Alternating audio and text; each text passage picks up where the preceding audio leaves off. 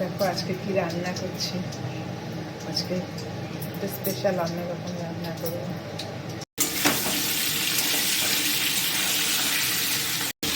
এগুলি হলো দেশি মুরগির ডিম।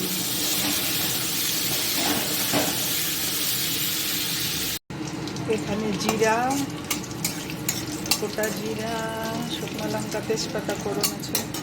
এখানে পেঁয়াজের পেস্ট আছে। এখানে জিরা, ধনে, রসুন, আদা, লঙ্কা, শুকনো লঙ্কা, হলুদ, লবণ সব আছে।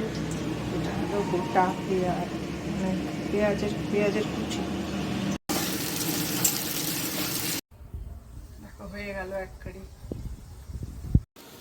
দেখো পোলাও রান্না করবো আজকে।